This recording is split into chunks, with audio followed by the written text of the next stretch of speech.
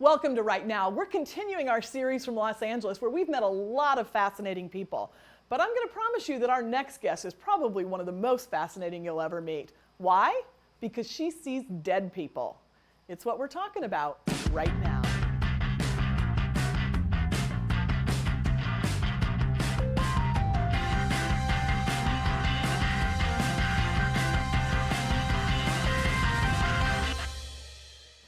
Welcome to the show, and as I said in our opening, we've got a special guest today who sees dead people. But let me just clarify what I mean by that. She literally sees dead people. Jennifer Dornbush is a writer, speaker, and forensic specialist who creates a diverse range of stories that shed light on the dark places of human experience. And then she takes these stories and she puts them out in film, novels, television, anywhere that they can go, and combines that with her forensic background. So when we say you literally see dead people, you've been seeing dead people for a long time. I've seen a lot of dead people. Sometimes just in photographs. Not any less shocking, but yeah. Tell us about that. You grew up in a family. So people say, well, how did you get into forensics? And I was like, well, I was born into it. So I really didn't have a choice. My father was a medical examiner for 3 counties in Michigan, and the office of the medical examiner was in our house. Oh, wow. Yeah. Does that mean you had bodies in your house? Sometimes, however, for dramatic effect, yes.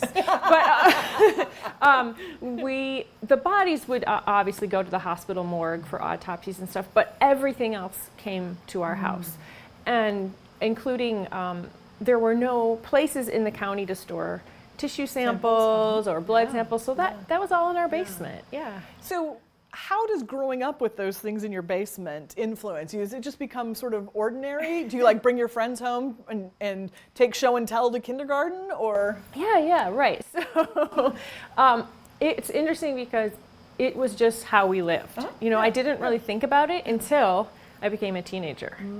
And then, of course, you were really self-conscious, and I became very embarrassed about what my father did and wanted to hide it. But of course, my friends all thought it was cool, but I was very self-conscious about it. But the way that my family treated it, just within the family, was very scientific. So it never seemed odd or strange or grotesque or macabre. It was very, this is science, and somebody passed away from lung cancer. My dad brings the lungs home on the kitchen table. Girls, I have all sisters. This is what happens when you smoke. Wow. This is what a lung looks like. Somebody who's been smoking for 30, 40 years. Don't smoke. And you don't. I don't. And I never did. Right. So and lots of like life lessons and lots of scientific lessons too, and lots of spiritual lessons. What kinds of spiritual lessons? Really, I think looking back, we were a Christian family, church-going family. My parents are great, strong Christians. I went through Christian school, K through college, but they were not ever sheltering. I mean, how do you shelter children when you're bringing dead things and dead people home, and you're getting calls in the middle of supper time, so-and-so out on Route 67, just in a fatality. So the whole concept of mortality and life and death and who we are and what happens to us and why we're here and what do we hold on to in times of struggle and how your faith plays into that was just cemented from an early age. Yeah, I imagine that probably most of us who haven't grown up with it actually have more complexes about death and dying and bodies and that kind of thing. People who've grown up in cultures, for example, where they sit with a body or where they wrap the body and clean the body, talk about what a beautiful experience it is, where those of us who haven't been in a situation like that are like a little weirded out by it. So I can imagine that was really an interesting way to grow up and give you a different perspective that maybe your friends didn't have. Yeah, oh, I think so, definitely. I mean, even to the point where there is the ashes of a young man are buried on our family property. He was a case that came in, and it was a suicide. It was a very tragic case, and his family didn't want his body, which is even sadder, right? Yeah. I know. And so what happens then, the medical examiner's office is in charge of that body. Same here. So like in LA County, the John and Jane Does who are not claimed, office of coroner keeps them for a year, and if they aren't claimed, they cremate them and they do a burial, a very beautiful, they have a ceremony and everything, but it's sort of their property. Well, our county was so rural, we didn't have that my dad took it upon himself to create its own burial. But so things like that, like how do you, most people don't have that. Yeah, well, if you haven't had somebody commit suicide in your family, that's not a topic that you deal with. Right. But you dealt with suicides and farming accidents and car accidents and gunshot wounds and all of those things on a daily basis, which probably gave you a different sense for life too, not only for death. That's a great point, actually. I have a very strong sense and purpose for life. Like, no moment should be wasted. Like, we are here for a purpose and a reason, and whatever we've been given, whatever talents and gifts and relationships and must be used. Like, I'm very adamant about living life. Very adamant, because it can just go like that. Which is going to lead us into your story, that you're so adamant about using every moment of life. Yes. But talk about what happened. You grew up, you went to college. Went to college. And you had some interesting professors who were helpful in your career and development. Talk about that. I always knew I wanted to be a writer, but I went the path of journalism first, because I really didn't know how to get into storytelling, like in the media sense, in the Los Angeles sense. But then a really amazing professor that I had introduced me to a program called the Los Angeles Film Studies Center and said, Jennifer, I think you should go to this program. I know you want to tell stories for the masses, and this is a program that I think will help you dip your foot into that and see if you like it. So I did. I went, I applied, I went, spent a semester here, loved it, learned a lot. And then went back to college because I needed to graduate, back to Chicago to finish college. And then I ran for my calling for 12 years. As one does. Yeah, well, yes. As one does, often. I'm not pointing any fingers at people who've done that, but. No. So let's talk about that. You don't know anybody. Let's talk about that for a second. You just got done saying, don't waste a minute, I have this really strong, and then you had a calling. And you knew what the calling was at that time? Oh, yeah. You were very clear. And what was that calling? To be a screenwriter. Okay. To be in Los Angeles, not just anywhere, but in Los Angeles, in this mission field. And as mission field, tell me how you saw it as a mission field. I knew I was supposed to write stories. And I kept thinking, novels, great. I don't really prefer working alone, by myself. But also I read this book called Roaring Lambs, and I forget the title of the author, but it was all about, how do we impact culture with purpose and hope and redemption. And I'm like, there's no bigger way to impact culture than through media in this day and age. And God was just saying, okay, so I've given you this little gift and this really strange background, and I want you to put them together, and I want you to impact culture. And you knew that. I knew that. You wanted to be a part of it. 19 or 20. And wanted to be a part of it in a big way. Yeah. And came out here and had a great semester or summer with the internship And so everything's moving along towards that, and you go back to Chicago to finish up your degree. And then what do you do? One little glitch. Okay. The program was not strong at the time in screenwriting. Okay. And so I felt that I did not have the training. And so I was trying to find that training and couldn't. This is totally dating myself, but we didn't have the internet. I couldn't just, Google Scripts or this, you'd have to, I applied to several programs, didn't get in. And I was just like, oh, well, God has another plan. You're 20, you're 21. I missed my calling. Yeah, that wasn't I missed my what calling. I wanted to do. But there were a couple other factors, too, that were sort of disparaging and discouraging. And I was like, maybe that's not for me. I'll go this direction. Said, I'll do journalism. I'll do public relations. I'll teach high school. I kind of had a lot of careers before God said, okay, remember that calling? That's not going away. So are you going to listen now? So I did. Was there a moment that happened? There was. And again, it was a friend saying, hey, there's this program in Los Angeles called the Act One the Act One program for screenwriters who are of faith, not to write in the faith genre, because that had never been my calling.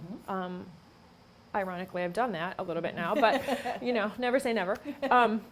and come to LA, take this program. So I did. I took the program and instantly changed my life. All right, I want to stop you there.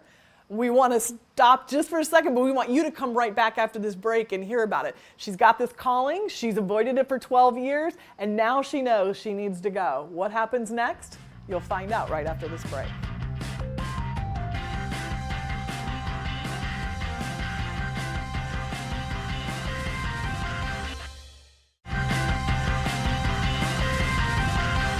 Welcome back. We're here with Jennifer Dornbush, who had a calling, knew exactly what it was, and then ran from it for 12 years until you had a friend who said, there's another program out in LA. Tell us about that program and what made you finally decide to follow. Sure. So this is the Act One program, and it is specifically a program to train people of faith to write for the mainstream industry. And I thought, perfect. This is exactly what I need to see. Number one, can I do it? Like, do I even have the chops? And number two, do I like it? You know, because I hadn't done it and hadn't learned the craft. So I went through, completely changed my life. The answer within the first week was yes. This is where you're supposed to be. And then I spent the next 4 years just seeking the answers to those questions, writing and writing and writing. We were living in Phoenix at the time, so writing and figuring out. And the answer to both of those questions was yes, I do like it, and yes, I am good at it. Yeah. So we were finally able to move to Los Angeles, and we've been here 11 years.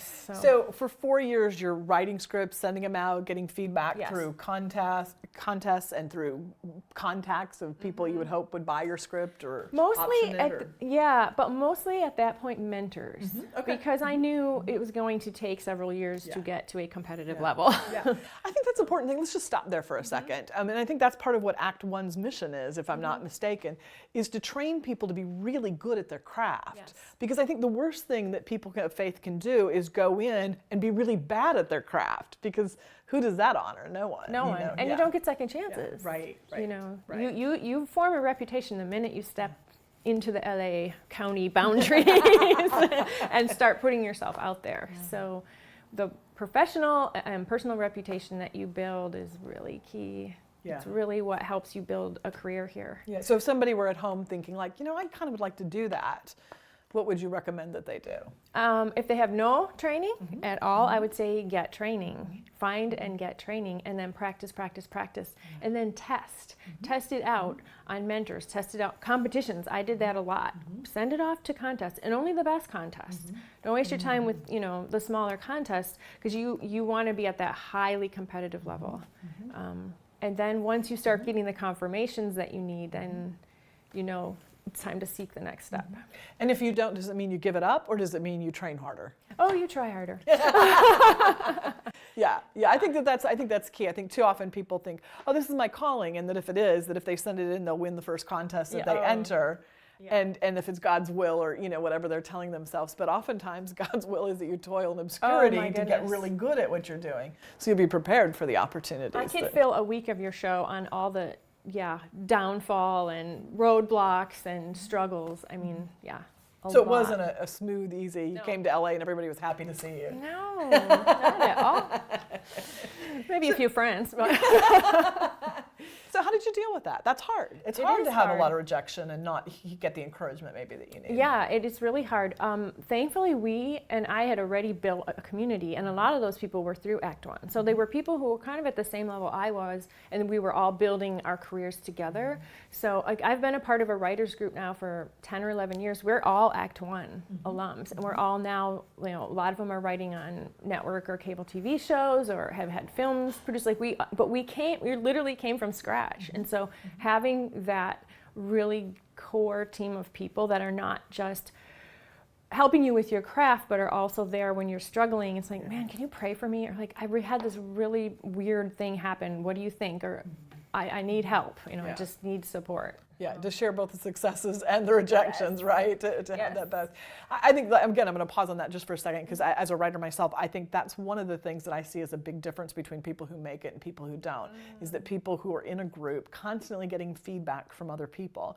And it may be that you get different, you know, I always joke that if you bring your article or your poem around, and one person will say, you know, oh, it's too long, and the next person will say, oh, it's too short, and then what do? You go home and cry because you don't know what to do. Right. What they're all saying, though, is that there's a problem with your opening, and it's up to you as the writer to be able to fix that. And I'm sure you had similar examples with scripts where you went in, somebody said it's the plot, and somebody said it's the characters, but it said there's a problem here you need to work on. Right, and what's so great about being in a group is that you, especially if you can have the same cohesive group, you start to know each other. The honesty and the vulnerability starts to build, and then you know what are good notes and what are bad notes. But it's funny because now the hardest notes that I get are actually from my group, not from producers or executives. You know, they'll give me notes, I'm like, that's it? You don't have anything more to say? I'll go to my group and they're like, and then this, and then this, and I'm like, oh my goodness, you're right, you know, like.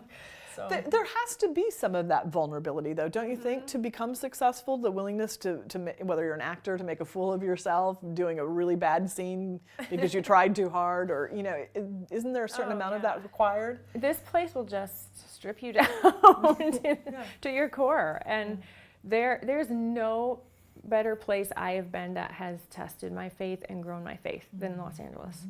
No better place. And why is that?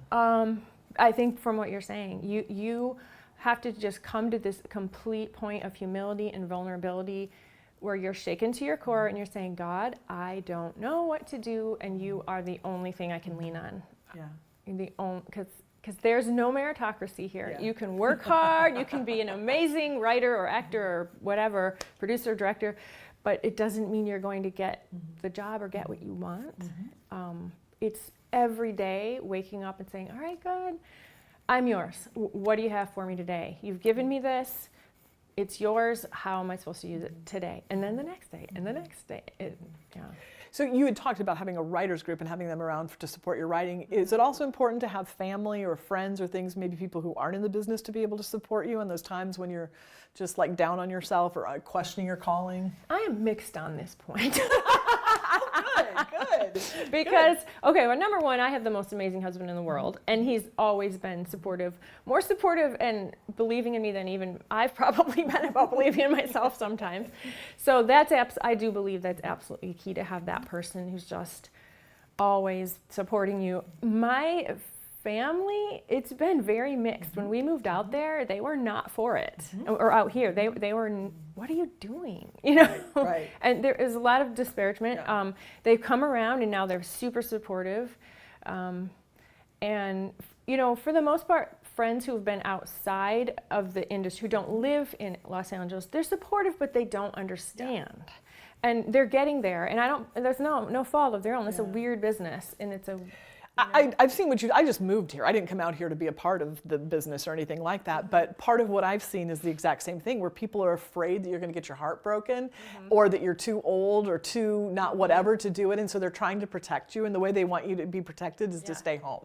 You know, they don't want to, you know... Don't follow your calling, just stay home. Because that always works. Exactly. Comfort, this is definitely not a place where you're going to sink into a comfort level. I always say it's a challenging place. It's sometimes a hard place to live. It's also a beautiful place to live, and the people are amazing here. But it's not a place of comfort. But that's not, God doesn't want comfort. He wants faithfulness. Well, the good news for you is you've achieved some levels of success. Talk about some of the things that you've done. And talk about some of the things that you've done, or things that you're really proud of. Lots of wonderful things have happened. When I really, of course, embraced the calling and started to write, I started to figure out, okay, this is cool. I can mesh my background of forensic science with my love of crime writing. And so I've really been able to start building that sort of brand, which is another thing I learned coming here. Is like, you really have to build a brand, because you have to figure out a way how you're going to stand out. Be the go-to girl for, So that's been a lot of fun, is really diving more into forensic science now as an adult and as a scholar of it, and then meshing that with my crime writing. So it's interesting, part of what you do in a situation like that is you teach the rest of us about it too within the story. So your teaching background actually even comes into play. Everything. It's like God used everything. All that stuff I was running from, it's all used. Because like all the speaking, the teaching, public relations, you know, putting projects together. I do this every day. I pitch, I put projects together, I write. I do a lot of speaking now on forensics and writing. And then and then I love how God puts you in other paths too. Like I'm going to do crime writing and forensics. It's going to be awesome. He's like, yeah, and you're also going to do some other things. Don't get comfortable. Yeah, which is good. Let's talk about one of those other things. Yeah. You have a new book that's just come out. Yes. God Bless the Broken Road. Right. Tell us about it. Yeah, so this actually didn't start as a book. my life is always backwards. Everything turned. This actually started as a film, a script. And a good friend of mine who's a director called me 3 summers ago and he's like, hey, I have this great idea for this story. I would love for you to write it. What do you think? Let's write it together. I'm like, okay, what is it? He gave me like 3 sentences. I'm like, let's do it. Totally not in my wheelhouse. Wow. Totally not my wheelhouse. But I'm like, I need to challenge myself because I always, a writer, you should always be challenging yourself. Don't stay comfortable. So we wrote this God Bless the Broken Road film. It was shot in 2016. It's done. It's beautiful. I love it. Releasing next year. Not sure of the date yet. That's exciting. Yeah. That's very exciting. In the meantime, my agent, she's so amazing. She's like, hey, so you know that film script? What do you say we turn that into a novel? I'm like, yeah, that's another challenge. I've never written a novel before. Let's do it. So she pitched it, and within like 2 weeks, we had 3 offers. Great. Yeah. And we were actually filming at the time. So I would like go on set, watch it, and then I'd run back to the house and like write a bunch of chapters and like try to get things right. So it was really cool because you could see your dream and your vision come alive, and I could talk to the actors, and I think it really helped really inform round out this. the novel in some ways. That's cool. Yeah. And you've done other kinds of books too, where you're the expert teaching other people how to write those kinds of things. Tell us about that. Yeah. This was never. This is how backwards my life. This was never supposed to be a book. This is forensic speak, completely the opposite of this one, but this holds a special place in my heart, and it's basically a forensic science academy in a book. Oh, nice. And it started when I was in the Forensic Science Academy, and I had to do a project, like the culminating project where you can pass the class.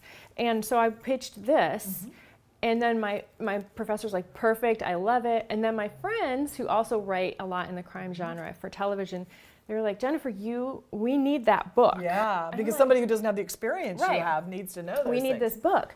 And I'm like, oh, here's my PDF. You use your friends, just keep it to yourself. So they're like, no.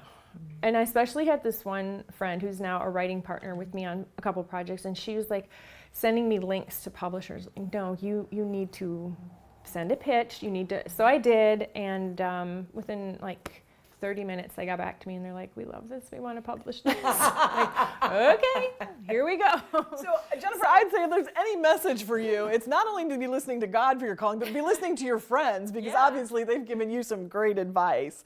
That's amazing. 2 books and 2 different things sort of shows both sides of your personality. But we've got even more to talk about. So if you want to just hang tight here, we're going to ask them just to take a break, but join us right back after this message so we can talk more with Jennifer Dornbush.